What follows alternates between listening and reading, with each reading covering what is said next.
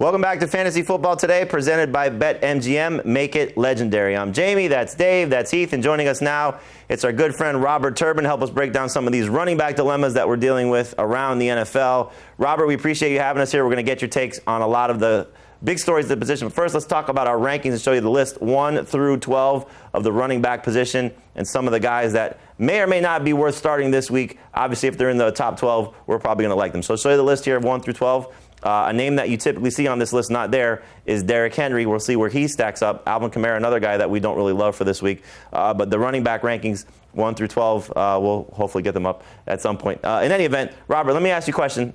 In regards to the Chargers situation, what are we looking at here from the standpoint of who is going to help replace Kamara and Hampton? Yeah, it's a tough one to judge. Obviously, they got two guys. Just be interesting to see how, Coach decides to use both of them. I lean towards Vidal because he's been there longer. He was drafted by the Chargers. And so I lean, towards him having a little bit more success, but it could easily be a 50-50 split. Dave, what do you think about that? I think he's right. I think it is going to be a 50-50 split. It's a running back duo that I don't necessarily want to trust. I know that Nyheim Hines is now there, and he might work into some passing situations as well. It's going to be frustrating, and the fact that they're taking on Miami, it's the only reason why I want to consider one of these running backs, or because I'm desperate because I just lost a bunch of running backs, including Kamara and Hampton on my fantasy team. I guess Vidal is the option. I would hope that he touches the ball 10 times. I would hope that he gets me 50 yards and maybe a couple of catches.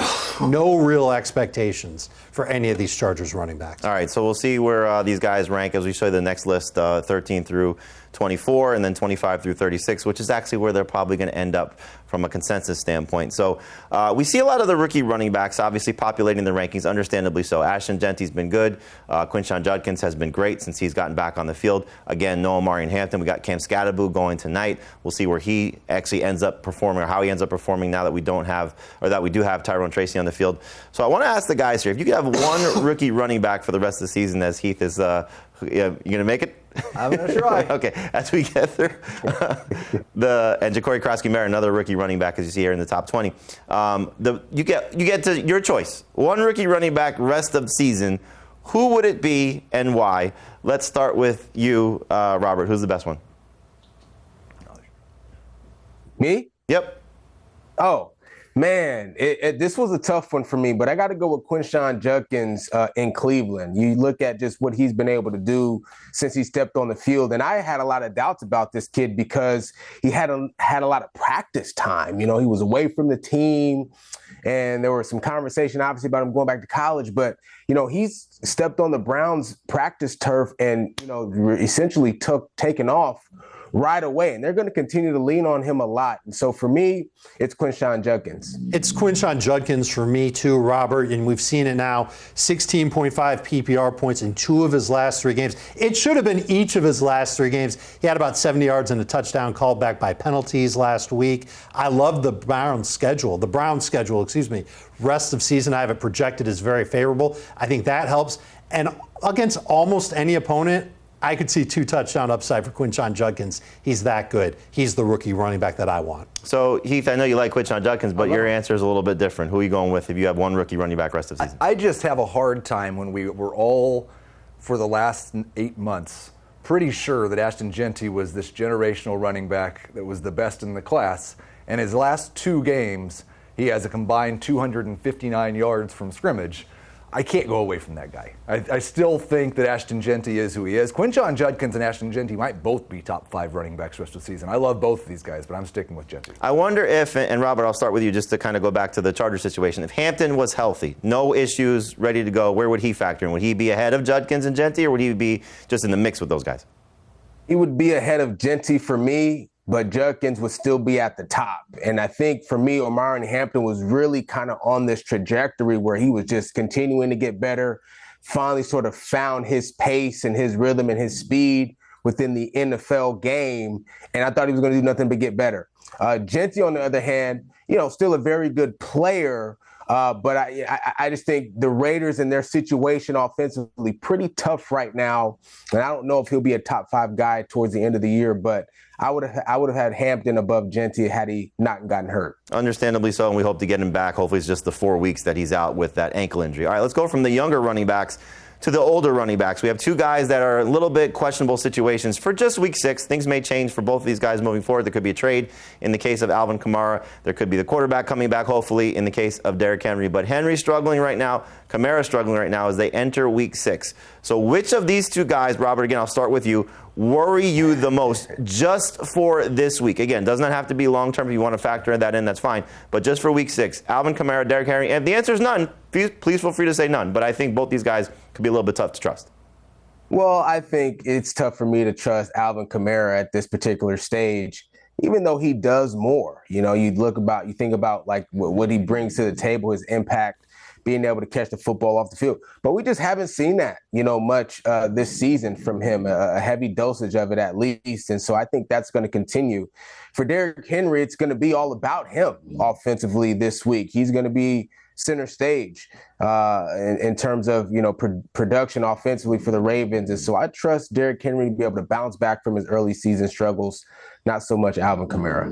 Yeah, if it was rest of season, I'd feel a lot better about Henry. I still think that what Robert said is right. Kamara is the one we're most concerned about this week. Kamara is also the one we're most concerned about rest of season. Kendre Miller, his role keeps growing, and for good reason. Alvin Kamara is averaging 4.0 yards per touch. That combines your receptions and your yards. It is a career low. Back when he was really like one of the superstars of fantasy, he was around 5, 6, 7 yards per touch. The last few years, it's been right around 5. He just keeps declining. It's a terrible team. He's not been a good running back this year, and he's losing touches to a younger guy. It's terrifying. He took on the Giants at home last week, and he didn't even have 10 PPR points. I can't believe we're saying that about Alvin Kamara. And I know that Derrick Henry, I don't think he had 10 PPR points either last week. So both these guys were total disasters. And Henry scored. And Henry scored on top of that. That's a really good point. When's the last time Kamara has even scored? It's been a while. Earlier, it might have been week one. Yes, thank you. So I'm definitely more nervous about Kamara than Derrick Henry this week, but nervous about both. So I'm more concerned about Henry for this week. I'm more concerned about Kamara for the rest of the season. I just hate the setup with Cooper Rush taking on a Rams defense that has yet to allow a running back to score a rushing touchdown. And at this point in the season, in this week, Henry needs to score a touchdown to help his fantasy production. At least for Kamara, he had 4 catches last week, so that could still save him from a PPR standpoint. I don't think Henry's going to get 4 catches. Does he even have 4 catches on the season? Like, this is just the point of the I think he does. of where we are for this particular week. I know, like Robert said, I agree. They're going to try and feed Derrick Henry. But against this run defense, it's been fantastic against teams that have fully stocked offenses. Christian McCaffrey could not run on this team. I don't think Derrick Henry, in the current state of what the Ravens are right now, is going to have a lot of success. So if he does not score, your fantasy production will be minimal. 50 yards rushing or under 50 yards rushing in each of his last 4 games. So I'll take Kamara slightly ahead of Henry. I would like to avoid both of them. Let's get to some starts and sits for the position for this week. So, Robert, when we look at the starting options for you, who's a start running back or running backs that you may be looking at for week number 6?